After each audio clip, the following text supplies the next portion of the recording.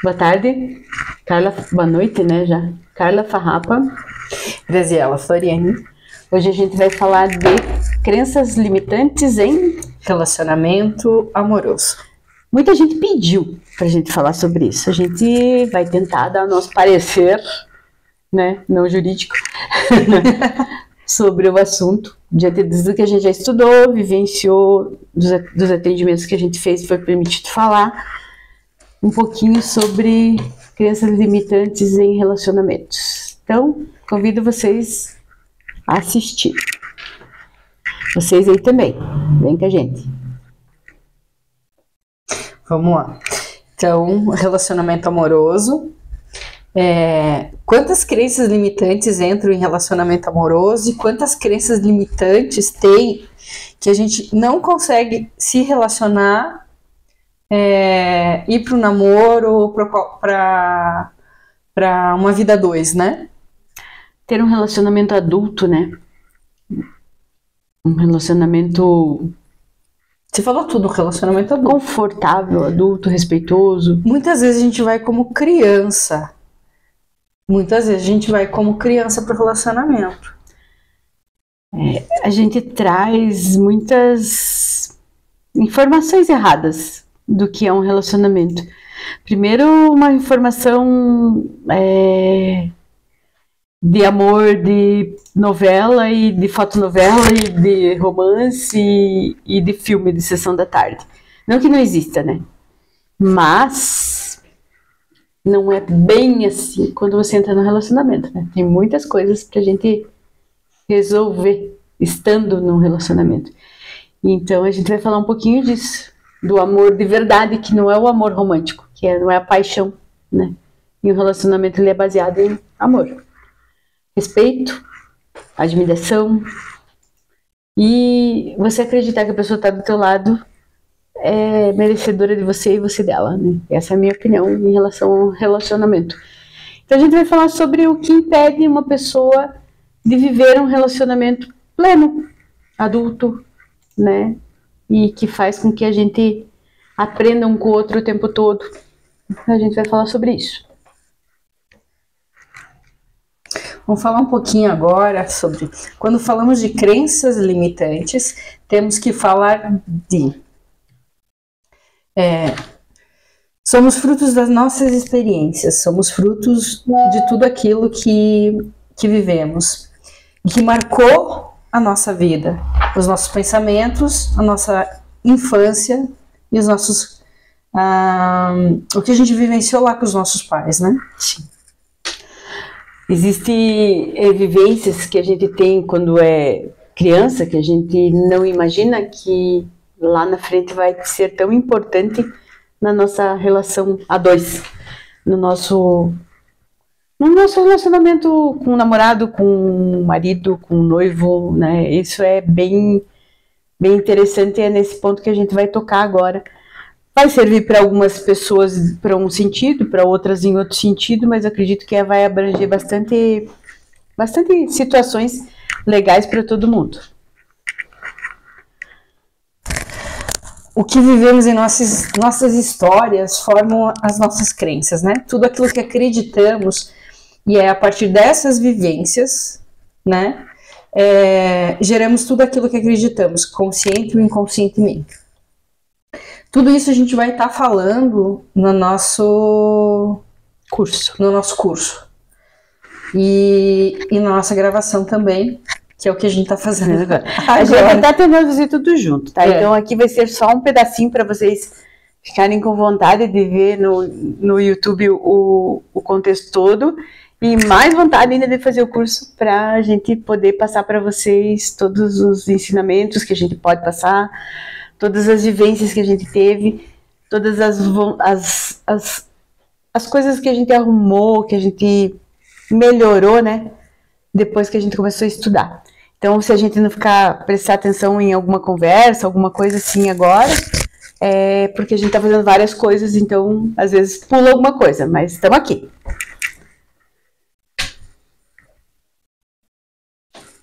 Ó, Luiz, Iderley, oi, pessoal. Viu, galera? Vamos falar do quê? De rejeição, de trauma profundo, de crença e rejeição. Vamos falar das crenças, isso mesmo. Quais as crenças que tem... Aqui a gente tá falando, o tema é relacionamento amoroso, né? Eu não mereço ser amada, são algumas crenças. É difícil encontrar a pessoa ideal. E se o amor acabar no relacionamento? Isso tudo é crença. Tenho medo de ser rejeitado. Se eu tiver amor, não poderei ter dinheiro. O relacionamento vai atrapalhar meu profissional. O relacionamento não vai me permitir evoluir. Casamento é para ter filhos. Eu tive uma história assim. Muitas histórias, na verdade, em crenças limitantes familiares. Casamento para ter filho, para deixar legado. Eu já tive histórias assim. Antigamente os ancestrais falavam muito nesse processo. Casamento era para constituir família. Mas casamento é relacionamento amoroso. Eu acho que constituir família é meio que, minha opinião, né? Legalizar o que seria uma relação de homem e mulher. Então, tem muitas pessoas que vêm para mim que o sexo ele é tabu e ele só pode ser, mesmo agora no século XXI, ele só pode ser bom dentro de um casamento porque o casamento ele veio para legalizar o sexo. Consegue... Nossa, eu vejo isso. Parece que se você não está dentro de um casamento, de uma relação, você fazer sexo não é bom. E uma coisa não tem nada a ver com a outra. Isso lá para os ancestrais.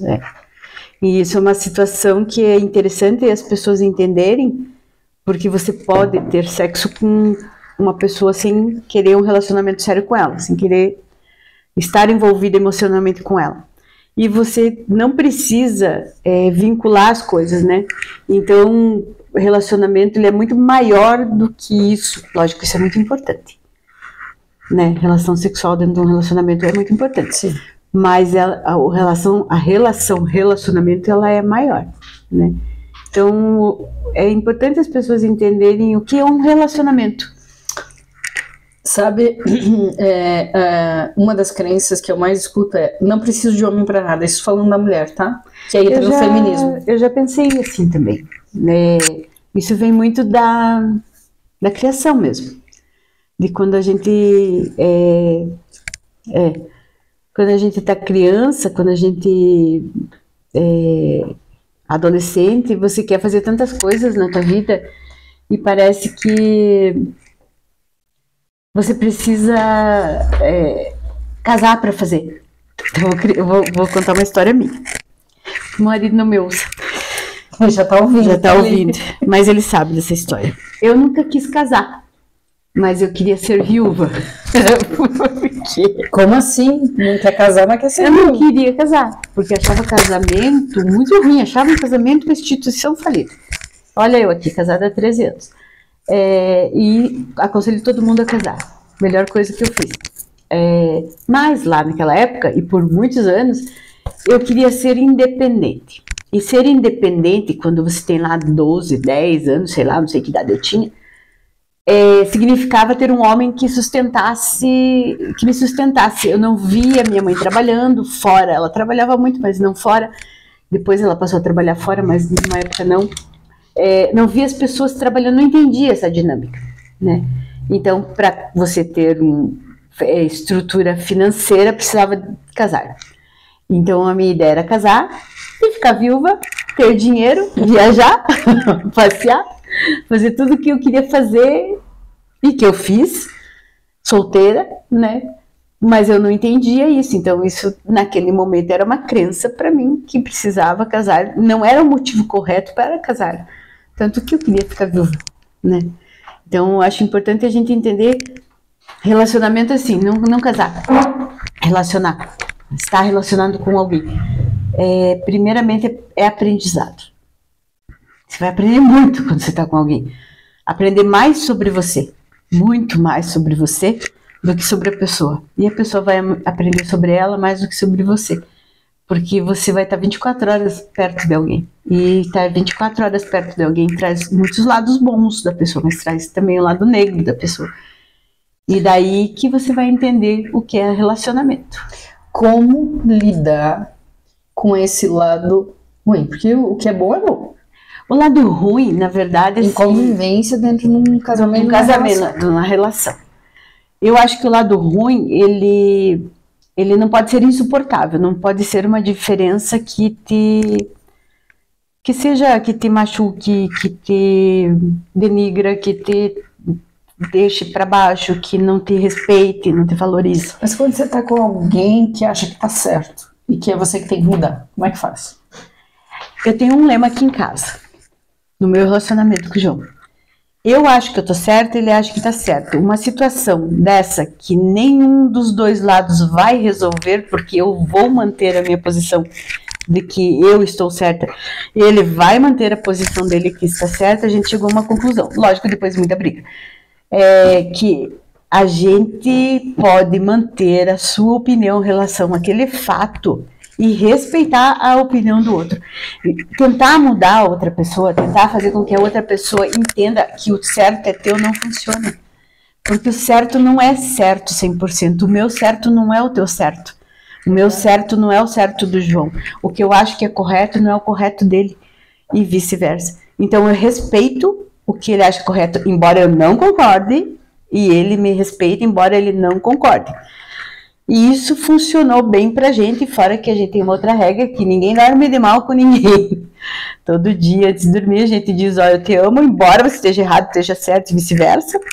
Mas a gente vai viver amanhã, normalmente, e vai ter outros certos e errados. Então, o que eu entendo que, isso que se perguntou é assim, quando você mede força, você precisa estar certo. Mede força, falou tudo. Você tem que estar certo. Faz sentido. Aí quando você vai medir força com a pessoa, alguém vai perder. Você está disputando então com o companheiro com você. Exatamente. E alguém vai perder, os dois vão perder. Porque chega no momento de uma relação que se não houver esse acordo, você continua... Eu sempre falo, João, você pensa o que você quiser, eu penso o que eu quero e tá tudo certo. Porque é como uma competição. Não vai mudar a gente brigar. Agora, se eu tentasse fazer com que ele mudasse, e eu tentei lá atrás, e ele idem comigo até a gente chegar nesse patamar, a gente não estava junto. A gente já tinha terminado. Se a gente pensar que você está sempre certo, você não vai dar nem a oportunidade da pessoa de entender a pessoa e vice-versa. E a gente não está sempre certo, né? Não. Quando a gente teima, a gente tá errado. Geralmente, quando você tá teimando no assunto, é porque você está errado. E lá dentro você sabe que tá errado, mas não dá o braço a torcer. Então, o relacionamento é muito baixar a guarda, muito você ceder. Porque o que eu não tô entendendo hoje, eu entendo amanhã. É entender que não é uma disputa, não é uma não é competição. E é uma parceria. Uma parceria, é um companheirismo. Sim. Então, aprendemos junto a isso. E isso, assim, é legal se as pessoas conseguissem entender isso. Eu demorei um pouco para entender e tive que entender na prática, né? Até porque o João foi o meu primeiro relacionamento sério de convivência. Eu nunca vivi maritalmente ou morei com alguém antes do João. Então, para mim, com 44 anos, foi muito difícil. E ele veio de uma relação que ele já tinha de 17 anos, com outros hábitos, com outras situações, hábitos bons, hábitos ruins, e eu não tinha nenhuma informação. Então, para mim, era tudo novo. Então, teve muito respeito, muita paciência dos dois lados, muita discussão, muita conversa, para a gente chegar no que é o que nós vivemos hoje. Perfeito? Não. A gente sempre se mata, normal. A gente sempre diverge. E eu acho que alguém diz assim, meu relacionamento é perfeito. Pode ser que exista. Eu não vi ainda nenhum. Porque a perfeição está no não ser perfeito. A perfeição está no não ser ideal. Porque assim, quando você está com uma pessoa que não é perfeita, você aprende. Porque você não é perfeito. Então, você está aprendendo a ser melhor e a pessoa está aprendendo a ser melhor com você. Mas a gente fez terapia, o João fez terapia, eu fiz terapia. Sério? Vocês fizeram terapia? Não terapia de casal, mas fizemos terapia assim... Individual. Essa semana ainda falei, João, fale com a Helenice, faça uma terapia com a Helenice. A Helenice é uma terapeuta de mulheres, do feminino. E eu falei, Helenice, não quer atender o João? Ela falou, atendo. Não atendo muito homem, mas atendo, porque o que ela faz é muito legal. E eu falo assim, mas eu acho legal você atender o João. Tem muitas coisas que o João precisa entender ali, eu não consigo passar. Assim, você vai entender quando você tiver um relacionamento que santo de casa não faz milagre. É verdade. Tá? Então eu posso falar... Esse relacionamento pode ser com o pai, com a mãe, com o filho. Não adianta você saber alguma coisa, você entender muito daquele assunto, mas você não vai conseguir passar para a pessoa, e a pessoa não vai nem te ouvir.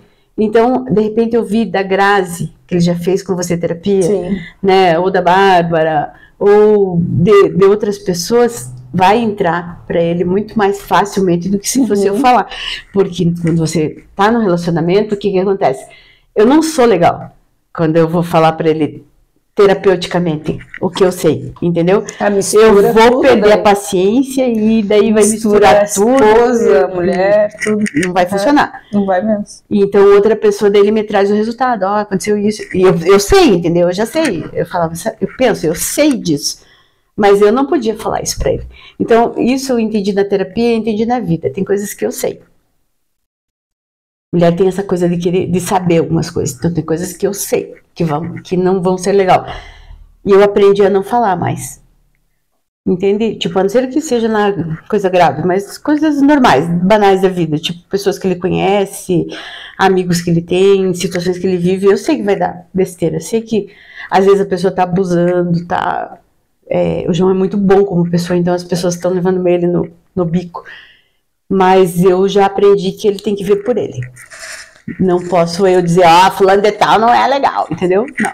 Ele que vai lá e veja. Então, essas coisas de relacionamento é muito interessante, terapeuticamente falando, que os exemplos que você traz e o que eu tenho, não são muitos, mas o que eu tenho, para que a pessoa vai passar pelo que eu passei, ou você passou, ou alguém passou, sendo que existe uma solução terapêutica para isso. Né? Quebrar uma crença, buscar um motivo dessa crença, ir lá tratar, não vai de repente salvar um casamento, mas pelo menos vai abrir a cabeça da pessoa para que ela tenha uma relação melhor, ou uma outra relação melhor. Mas muitas vezes salva casamento, sim. Então, de repente salva um casamento, né? Porque a pessoa vai entender o relacionamento dela com o pai, o relacionamento dela com a mãe. Sim. O João teve algumas situações de relacionamento com pai, mãe e filho que ele teve que resolver. Eu tive que resolver muita coisa com a minha mãe. Minha mãe nem sabe, mas eu tive que resolver muita coisa com a minha mãe para não ser a minha mãe do casamento, né? Ou no caso, não ser o meu pai no meu casamento. E então isso tudo é importante ter. Conversas, terapias, tratamentos. Agora a Grazi vai falar que eu já falei demais. Não, agora eu ia dizer, pessoal, a gente tá terminando de gravar, a gente vai estar fazendo a gravação e vai estar disponível lá no Além do Ser Seu Salto Quântico, que é o nosso projeto. Se inscrevam lá no Instagram, no YouTube. No Instagram, no YouTube, onde mais? Facebook, tudo além do ser seu Além do Ser Seu Salto Quântico. A gente vai estar disponibilizando na íntegra a gravação que a gente está fazendo hoje. Por enquanto no YouTube, porque a gente não tem core suficiente no Instagram, a gente não tem pessoas seguindo a gente no Instagram para a gente poder fazer esse videozinho no Instagram do Além do Ser. A gente ainda não tem, o Instagram novo, nasceu agora, é virginiano igual nós. 3. Três virginianas. E no YouTube já dá. Então, a hora que vocês quiserem ver na íntegra, a gente vai avisando e vai estar lá disponível. Se quiserem mandar perguntas, né, a gente tenta responder, tenta passar a nossa posição. Isso mesmo. Obrigado. Obrigada, pessoal. Beijo. É confuso fazer as duas coisas junto. Você vai ter que cortar essa parte. Não, é assim mesmo. Não, mas eu digo assim, fazer online e fazer aqui ainda a gente tem muito, mas o início muito traquejo para fazer. A questão do live é exatamente a ver como somos comuns mortais a tentar passar 6 pessoas, mensagem válida. Boa. Se salva, né? Sabe salvar, né? Não. E eu sou estagiária nisso. Está a gravar, tá? Ah, sim. Tudo isto é bastidores, porque assim, como eu estava a dizer, são situações perfeitamente casuais, comuns mortais, para passar questões válidas para a frente. E eu não sou perfeito. Realmente, esse negócio dos 2 ao mesmo tempo eu me perco. É difícil? Nossa, não dá. Me perco completamente. Mas a gente chega lá. Sei que eu vim. Daí eu não sei se eu presto atenção aqui. Se responder lá, daí você vê uma mensagem. Só deixa eu terminar Agora está a continuar a gravar. Tá, vamos mudar depois? Ali pra cima, volta pra cima. Para cima? Volta pra cima é boa, né? Nossa, essa é uma coisa maravilhosa. Aí esse, pode deixar. Vamos falar do amor aqui. A maneira como expressamos e recebemos amor está profundamente conectada às nossas experiências de vida, especialmente aos traumas vividos na infância, quando é de forma negativa, né? Esses traumas moldam a nossa linguagem do amor, influenciando o que buscamos em nossos relacionamentos, para nos sentirmos valorizados e amados. Reconhecer que os traumas de infância moldam a sua linguagem do amor é um passo importante para entender suas necessidades emocionais e fortalecer seus relacionamentos atuais. Qual a sua linguagem do amor e do seu companheiro? Se tiver né? Se não tiver, qual que é a sua linguagem do amor? Você sabe identificar? Qual que é a tua linguagem do amor, cara? Eu estava falando disso agora há pouco. A minha linguagem do amor é suporte.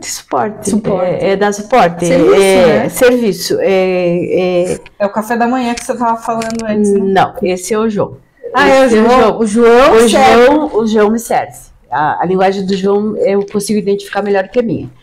Ele... Não, mas aí assim, o que ele precisa receber de você? Essa é a linguagem dele. O que é que você precisa receber dele? Essa é a tua linguagem. O que eu preciso receber do João é exatamente o que ele me dá. O café da manhã lá. O café da manhã, abrir a porta do carro, carregar sacola, cuidar de mim. Pôr pra deitar, ver se eu tô bem. Isso é o que eu não consigo fazer agora aqui.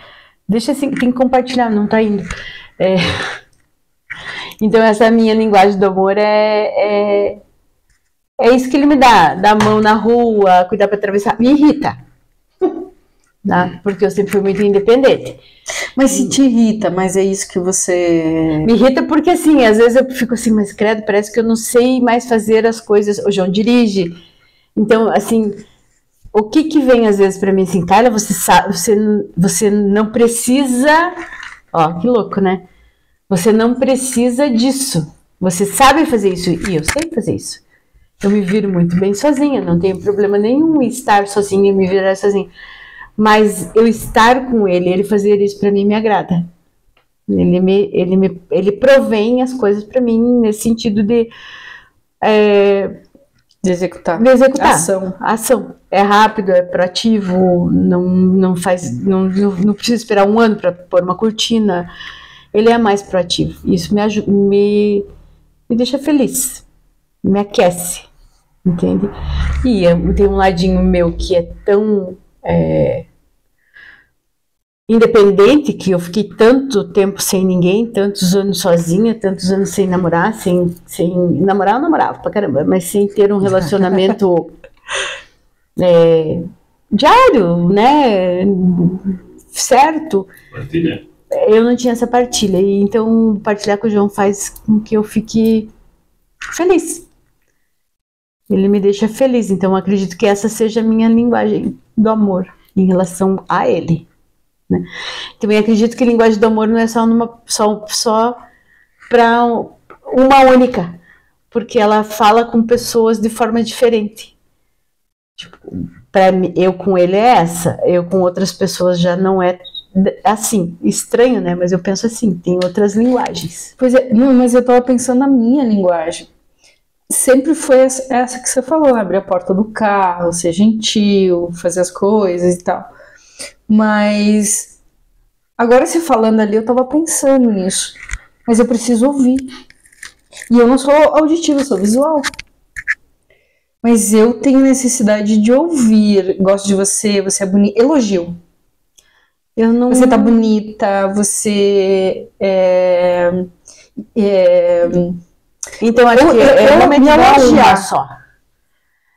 Eu me incomoda quando o João me elogia muito. Eu não consigo receber. Eu não sei receber isso. Mas, ó, mudou, porque antigamente não era assim. Tá vendo? A gente vai fazendo terapia, a gente vai melhorando. Mas, ó, eu tava pensando nisso agora. Eu falei assim, pois é, mas isso eu tenho recebido. Uhum. Mas eu não me sinto amada. Porque não tá ouvindo. Porque eu não tô ouvindo esse outro lado. Faz sentido, não faz? Faz, porque assim, ó, por mais que... Eu vou dar um exemplo porque eu recebi essas gentilezas, essas coisas assim. O João, ele é auditivo. Ele precisa ouvir. Precisa ouvir? Ele precisa ouvir. Tanto que ele fala várias vezes, eu te amo, e no máximo que eu falo é idem. Sério? Sensibilidade germânica. Assim, sensibilidade germânica é boa. Também. Aí, valeu. Eu falei uma vez, valeu, ele ficou muito bravo comigo. Valeu, Carla. Aí você fala, te amo, valeu. Mas, ó, o elogio. Nossa, como você tá bonita com essa blusa. Me incomoda. Te incomoda? Me incomoda. Eu já preciso ouvir. Me incomoda, parece que... Quando ele começa a me elogiar muito, eu me sinto assim, tipo... Menos Batman, menos, não tá... Menos Batman? Menos. E eu não consigo falar. E o João precisa ouvir. Eu tô aprendendo a falar. Assim, eu te amo. Você é importante pra mim. Sinto... Nossa, quase que arranha, parceiro. E de tanto eu ouvir, eu comecei a entender que eu também posso falar. Porque... é aquele lance que eu tenho que a desculpa, entendeu? Eu não adianta eu falar eu te amo se eu não fizer nada que mostre que eu amo. Mas aí que você falou, acho que são duas coisas combinadas, né? Esse ato de serviço que vamos dizer que é a gentileza, fazer, executar, mais o ouvir.